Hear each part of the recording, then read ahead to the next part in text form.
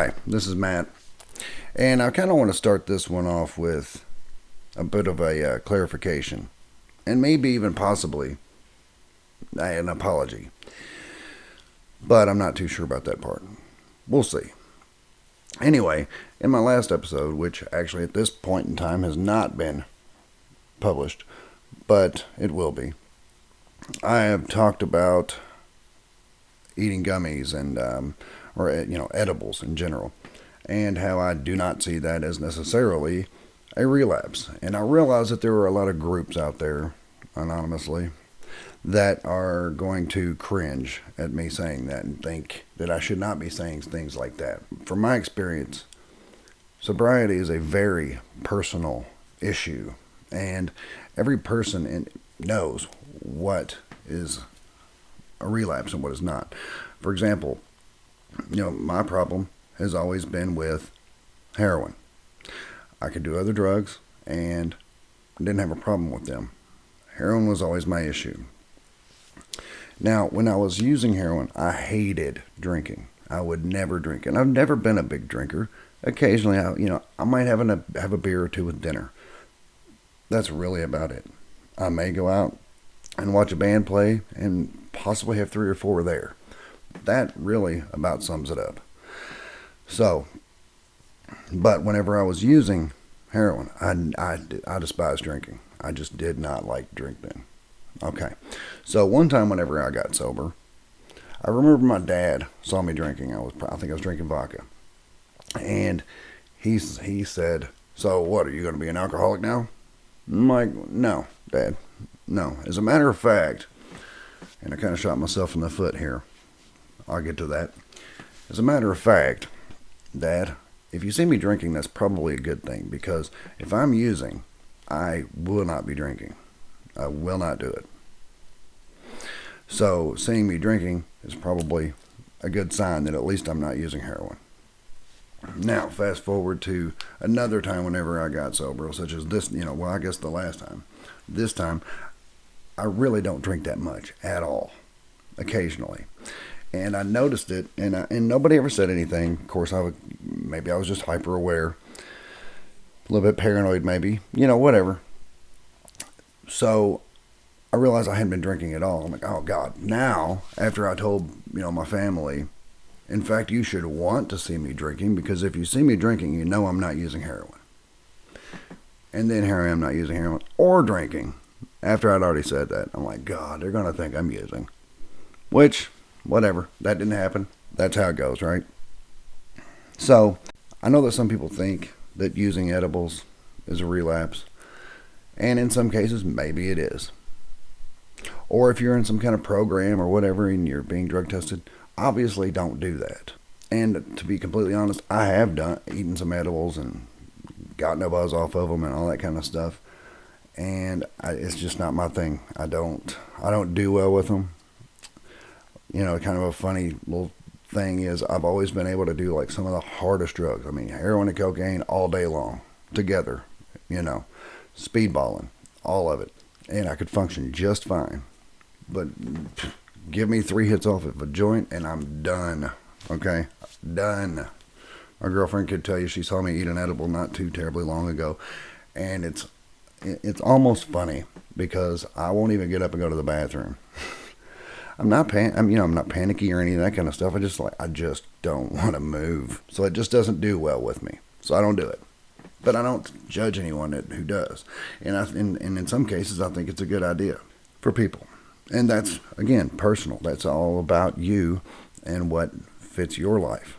Your sobriety, what you can do in your life is up to you. I know a lot of these groups can say you can't do that. If you do that, you've relapsed. Okay, well, these same groups chain smoke cigarettes and pound down coffee after coffee after coffee. Okay, now true, those aren't necessarily mind-altering chemicals, but they are stimulants. Just saying. I mean, if we're gonna go there, let's go there, right? All I'm saying is, what you have a problem with. If something is a gateway for you. Your own self better than anyone. You know what you have a problem with. You know what you should and should not do. If you're serious about your sobriety, then you will do those things. So anyway, there's my full clarification. I don't think I owe an apology. Yeah. So I want to tell a story about something that happened to me. Just 2 weeks ago, I had gotten a business card on the door from a sheriff's deputy saying that they were trying to deliver a summons to me. Okay. I'm almost positive I know what this is about. It's about it's about a creditor. And I'm going to try to respond to this because I think I can get out of this one because I've taken care of a lot of stuff with it already. Anyway, so I wasn't able to, have the sheriff's deputy meet me at the house to get it to me. So I'm just like, well, that's okay. I'll come down there on Wednesday and pick it up myself. So I went down there on a Wednesday to the courthouse. Okay, go to the sheriff's office, whatever that is. They've got like little teller windows or whatever there. So I tell the lady who I am, show her my ID, all that good stuff. She's like, okay, just go sit down, and a deputy's going to have to come out and serve you. Well, because of my past and my run-ins with the police and all that stuff, I panicked. And I keep a bit of Suboxone on me, just for whatever, if I were to get stuck somewhere overnight and not have anything with me. Yes, I am on Suboxone. I don't care. I may be on it the rest of my life. That's fine.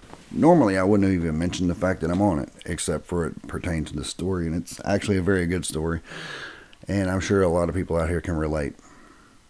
So I go and I sit, and I'm sitting there, and I really kind of start to panic. I'm like, oh God, what if? And keep in mind, I already know pretty much what this is about, because when I called them, they said, well, it's to do with a credit thing. So I know it's nothing criminal. However, just because I've had run-ins with the police before, when I was in active addiction, I had a little bit of a panic. I got that sub out, and I took it. Why? Because I'm thinking, God, if I have to spend the night in jail, or if I have to stay, whatever, just full on panic mode, and I'm thinking, I'm going to go ahead and take this now so that it's in my system. I'd already taken it for the day, and I took it again. That is just, that's just that old addict mentality in me. Thinking, oh crap, I could be in trouble here. And I knew why I was there. I knew what the summons was about. This deputy came out. He was very nice. He actually served another lady that was waiting as well. He served her. Then he looks to me and he's like, did you hear all that? Because I can say it all again or not. I'm like, well, I heard some of it. I didn't really listen to her stuff because I didn't want to get into her business, but I get the gist of it, yes. He's like, okay. So he shows me where to sign and all that good stuff and explains to me what steps I could or possibly could take next and all that. And I know I've even mentioned on the show before about how freeing it is to, like in traffic, when you get the police behind you. And where I live, they run your license plate like crazy. And if it comes back that you or the owner of the car has an expired license, or maybe if they don't have insurance, or if they have a warrant, whatever, they'll pull you over. So, or if they just suspect you, like whenever I was always kind of having run-ins, if they ever saw me, of course they're going to check you. I used to warn people, hey, if you get pulled over and I'm in the car, your car is probably going to get searched. I'm sorry. So, anywho, I know I've said on the show before how freeing it is to have police officers get behind you in traffic or whatever, and I'm almost certain they're running my plate. Maybe, maybe not. Doesn't matter. That's the beautiful part of it. The beautiful thing about it is I don't care if you run my plate. I'm as free as a bird. I'm good to go. I don't have any issues. I don't have any outstanding warrants. I don't have anything. And it's so nice, isn't it? It's so nice. So nice to pass a police officer on the street and be able to say hello and not have to, kind of hide your face or whatever. And I mean, that's probably just paranoia. But whatever. If you were in active addiction for any amount of time, you know exactly what I'm talking about. That's all about mindset. And it's something that I realized then that it's something I need to work on still. And I even thought about it, and even when I got to the courthouse and I was on the elevator riding up, I was actually on there with the police officer. We said hello. Everything was cool. It actually even crossed my mind how cool it is that I'm able to stand here in an elevator with a police officer. He can look at me. It's fine. Whatever. We can talk. We can say hello. It's fine. Fast forward to 3 minutes later, and there I am in a full-blown panic mode, taking the spare sub that I keep in my phone case because I'm afraid I'm about to go to jail. For what? Right? So I got to work on that. That's something I need to definitely need to work on. Something else I need to work on. Kind of switching it up here because I have another story here. This happened just last night, as far as at the time of this recording. My daughters had gone out yesterday, and it was great. They went shopping and bought some things, went to lunch, ended up back at my oldest's apartment, hanging out. And I have 2 daughters. My youngest wanted me to come and pick her up from there. Okay.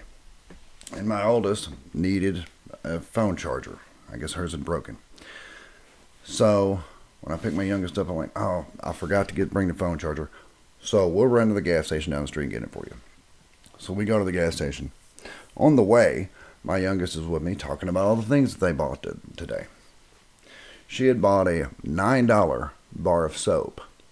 Now, as crazy as that may sound, I'm like, $9 for a bar of soap? I mean, damn, does it does it mow the lawn too? I mean, what bar of soap could be worth $9? And then she's like, she really kind of checks me because she's like, well, God, Dad, blah, blah, blah. It's my money. I can spend it however I want. And it hit me. I'm like, man, that's scarcity mentality for me. Now, when I grew up, we didn't have a whole lot. It was okay. I'm not complaining, not even a little bit, because it definitely made me appreciate things. But I do not want to teach my kids to live in fear of scarcity. And that's kind of what I was doing. Because I said something along the lines of, well, that's okay. I'm just glad because you don't have many bills right now, you're able to, splurge and buy a $9 bar of soap. And then she's like talking about me making her feel bad about it. Well, then I reeled myself in. It was like, hang on a minute. As a matter of fact, I'm going to apologize for that because I do not want you to ever live in fear of scarcity. In fact, I told her, I said, I want you to always be able to buy whatever it is that you want. I'm not saying to not appreciate things. I'm not saying to just willy-nilly go out and splurge and blow money on stupid stuff. But I don't ever want her to feel bad about wanting something. That's why I want my kids to look into entrepreneurship. This one that we're talking about in particular, she's an amazing artist. Both my kids are so talented. I mean, they really are. As far as business sense goes, probably, well, maybe. I don't know. We'll get to that. Okay, maybe. But as far as creativity goes, they're amazing. The youngest, she's an artist. She's very good. And she's very much into fashion. She has vintage stuff. She works in a clothing shop, sort of. I don't want to give too much away, but anyway, so one of the things that she would like to do with herself is to start selling vintage clothing. One of the ideas that she had that I think is a freaking fantastic idea is where she could basically go raid thrift shops, thrift stores, whatever, and buy random pieces of vintage clothing, and then basically cut them up and make one of a kind original pieces of clothing, and then put it on an Etsy shop and sell it that way. People are selling art, just sketches and things like that. So with the vintage clothing idea, with making original pieces of clothing for people, that's a great idea. I mean, I like cool clothes. I mean, I'm not a big clothes guy, but still, I mean, I know cool stuff when I see it. I know something that's original, something that's very unique when I see it. And she's really into that thing. She could turn it into a business, probably a pretty good business at that. My oldest, she's a florist, and from what I can tell, she's very good at it. She makes a pretty good amount of money doing it, and she's still very young. I mean, she's 22 years old, and is already, I wouldn't want to say at the top of her game, but she's definitely doing better than most people her age. Let's just put it that way. And I don't know what she could do with that. I mean, she could open a shop of her own somewhere. I don't know. I mean, maybe have a YouTube channel where she teaches floral design. Like I said, I don't know. I just know that I'm trying to teach my kids to not live in fear of scarcity, to do something that helps other people, something that where they can share their gifts and their talents and make other people's lives better in some way. But the moral of this story is I really got myself caught up preaching to her about spending $9 for a bar of soap when I really shouldn't have done that. I should have just said, hey, good for you. I'm glad you're able to do that. And keep her in that mindset of, I'm always able to do this. Because you don't ever want to put it in her mind that she can't. And that's part of a lot of things I've been talking about here on this show, is we got to change our mindset. We got to change our mindset from lack. We can't focus on lack. We can only focus on what we want. Actually, speaking of my oldest, she actually had to take some time off recently because she had surgery. Freaked me out. One day I was at work. She texted me and told me that she woke up like 5 in the morning in an excruciating amount of pain. So much pain that it caused her, she was throwing up. She went to work anyway because she's a trooper. And they said she absolutely looked like death. So her coworker took her to the hospital. They ended up, long story short, she had a mass on one of her ovaries. And it was, gosh, as big as maybe a very large grapefruit. I didn't see it. Obviously, I'm not really. I'm very squeamish. I don't even want to see the incision. I'm like, no, I'm good. I don't need to see any of that stuff. I just need to know you're okay. So, but apparently this thing was huge, and it was very dense and solid because they had to make the incision very large to get it out. And of course, she was on pain pills. And then, of course, I get a little bit scared thinking, oh my God, I hope she doesn't like these pain pills too much. But she actually doesn't. She doesn't at all. I'm so grateful that my kids are so smart when it comes to these things. They are really, I'm assuming she took her pain meds. We didn't talk about it. But I know she didn't like to need them. You know, and I know that a lot of us who are in active addiction, oh gosh, I know some people will skip a dose so that way they can double up on their next one. So yeah, she had the surgery. Everything went well. I went with her to her follow-up. And apparently everything's going very well. Except for the fact that she was told not to lift anything for over 5 pounds. She could go back to work as long, because this is the one that's a florist. She could go back to work as long as she didn't lift over 5 pounds. And I know that she is doing it. But I mean, it is part of when we just kind of get going throughout our day on autopilot. And we don't pay attention to what we're doing really. We just do the things that we've always done. Behaviors, habits, what we're used to doing every day. So yeah, I've had to refocus myself on getting my mindset right because like I just gave you 2 instances over the past couple of, one of them was just yesterday, and another one was a couple of weeks ago, where I've got to really buckle down and do some work on that. With the scarcity, getting after my kid for buying a $9 bar of soap. Yeah, I think it's a little crazy to spend $9 for a bar of soap. That's not the point. The point is, I think it's absurd that they would charge $9 for a bar of soap. But then again, there may be somebody who makes soap like, you have no idea what goes into that craft soap or whatever. Okay, fine. Okay, you're right. I don't know. I don't. And that's fine. So I've had to check myself on that. And I've also had to check myself on where I was sitting there waiting for the deputy to come and serve me papers, and I took a freaking piece of sub. Why? Because I thought, why would I think I'm going to jail? I know it's a civil summons. I know this. But for whatever reason, I'm thinking, this, I don't know. It's just the programming. It's just whenever I'm here and I know I'm about to interact with a police officer and it's to do with a legal issue. Yeah, so I've got to work on that a little bit more.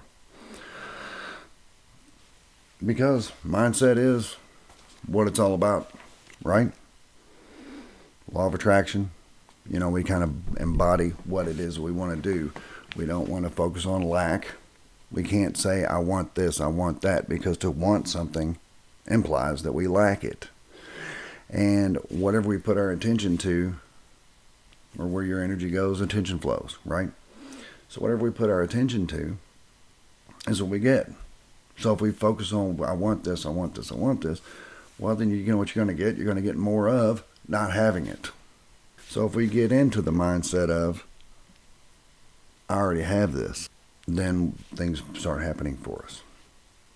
In fact, how it ought to work is, well, I use the term be as if. Be as if you are fill in the blank.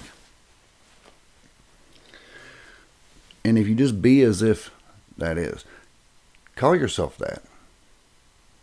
You know, you want to be an artist, call yourself an artist. You're going to feel a little, you may feel a little dishonest, disingenuous. I don't know.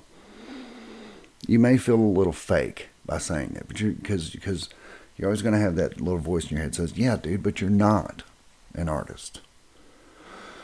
Well, that's you programming. So you just gotta kind of let that go. Just kind of ignore that and keep telling yourself, I am an artist. I am an artist. I am a podcaster. One of the things I've talked about with my girlfriend in regards to this is, and we've kind of decided we're going to do like a little look back points. Whereas like every 2 months or 3 months or whatever, we're going to look back and see where we came. Because if you really do this the right way, you just kind of fade into being what it is that you want to be. One day you may look and realize, holy shit, I am an artist. I really am. You start making money. Now you're selling the art and you're doing what you love. You're enriching people's lives and you're making an income doing it. I mean, that's amazing, right? And the way the world is now, anybody can do it. I mean, maybe I'm using an artist in this example. Last episode, I used a guy, a tree trimmer guy. Whatever you call it, a lumberjack. I'm not really a lumberjack. Somebody who trims trees in like neighborhoods and stuff. Those guys make a lot of money. You're not going to get my ass up there doing it, but whatever. I'm glad there's people out there to do it. You guys are ripping people off though. Anyway, I'm kidding. Kinda. So yeah, like the look back points. Just kind of look back and so you can realize, holy, it really happened. I mean, I started out just kind of saying I'm an artist, and I had that voice in my head telling me, no, you're not, no, you're not. And finally, I overrode it. Finally, I programmed myself, my subconscious, into being an artist. And here I am. So you should just kind of phase right into it where you don't even realize it happened. That's the point of the look back points. And I'm not sure if that's effective. I don't know. It's something my girlfriend and I have been talking about. And I would really like to speak with someone like Bob Proctor or somebody who's a lot more knowledgeable about this kind of thing. You know, if look back points would be effective or would they be to the detriment? And I don't know. I can see them being a good thing because I can see them causing momentum. And momentum is something I definitely preach a lot about. Because if you got look back points of 2 or 3 months or whatever, and when you hit that mark and you look back and you realize, oh my God, here I am. I'm really doing this. There's your momentum, and bang, you're going. And now you're really rolling. So now you say, not only am I an artist, but I am a mural artist, or whatever it is that you want to be. Whatever's next. Because we never really arrive. Because once we get to somewhere we want to be, there's always something more we want to do. But don't let that be discouraging. Don't think, well, God, if I'm never going to be satisfied, then screw it. Because it's all about growing. You're going to grow. We're going to grow into what we want to be. It's not that we're not satisfied. It's that we want to keep expanding, keep growing, keep getting better. If anybody's out there knows anything, has any thoughts about the look back points, maybe get a hold of me about it. I think it's a good idea. So lately I've been writing for my buddy Brad's blog. I may have just told him he has a moniker that he's using. It's okay. And he actually encouraged me to use a moniker, and I'm not doing it. I'm just going to go with Matt. Some people call me Matty. That's okay too. So I've been writing for my buddy's blog, and anybody who's listened to me on here knows Matty can do some sidebars, right? Oh, well, yes, I can go off on a tangent about something that is completely unrelated to what we were talking about before. So I was writing. Of course, I caught myself doing that. But then I saw the silver lining in it. I'm like, wait a minute. He wants me to write content for his blog. And this actually gives me a way to have multiple content. Because I was writing about consciousness and awareness and things like that. And then I got off into spirituality and all kinds of other stuff. And I realized not only is this not one article, but this is probably like 2 whole essays. So I go from one small article to 2 large articles, I guess, essay, whatever. And as a matter of fact, I have realized that I've probably got 3 or 4 here. If I want to really keep them laser focused and on point, with no real sidebars going off into this area and into that area. So it's like, well, that's great, because now I've got this one. And I just took that sidebar out of it just so I could keep it on topic. But that sidebar then gives me like a segue into writing my next piece, which is great, right? Now I don't have to rack my brain trying to figure out what I want to write about. I mean, I've already got like 3 or 4 more topics ready to go. And I'm sure I'll sidebar out of those too and have even more from there. And how that relates to most people is just write. Just write. You don't have to write for anybody. You don't have to write for anything. Just write. Just get a notebook and start writing. Pick a topic. It doesn't matter. Pick a topic and just start writing your opinion about it. Just whatever you think. Or get a book of like writing prompts. I've never really used writing prompts, but I think it's a great idea. Especially for someone who's like, I don't really know what I want to write about. I don't know what I want to talk about. Get a writing prompt, read it, and it's like, it was a dark and stormy night, and blah, blah, blah. And just take off from there. You're going to lose yourself in it, and you're really going to find out how smart you really are. And find out, it's so amazing how you work things out. You figure things out. It's things that you've always thought of, but you've never really worked out in your head. You've never really put it all the way down. Okay, this is exactly what I think of this. Or it may even trigger you to do some heavy thinking and figure some things out. The possibilities are endless. Just write. If you just write, you're going to figure so much out about yourself. You may figure out a business. You may figure out a way that you can be of service to people that's very unique to you. Something that you can do that nobody else is doing. So anyway, that's that. I know that was a lot. In fact, I didn't do a whole lot of prep for this. I mean, I did. I mean, I've got an outline made, but I mean, I literally sat down and wrote this outline out in about 10 minutes. I was just inspired. I was inspired by, well, my story about the the civil summons, and then about with my kiddo last night and the $9 bar of soap. I really felt like I needed to get that out. But mindset is everything. Be as if, and then fill in the blank. Be as if. Just be it. Be as if you are. That's what you are. So, this is Matt Stevens. This is my sober addiction. Thank you for listening, and I love you all. There is a distance in the light.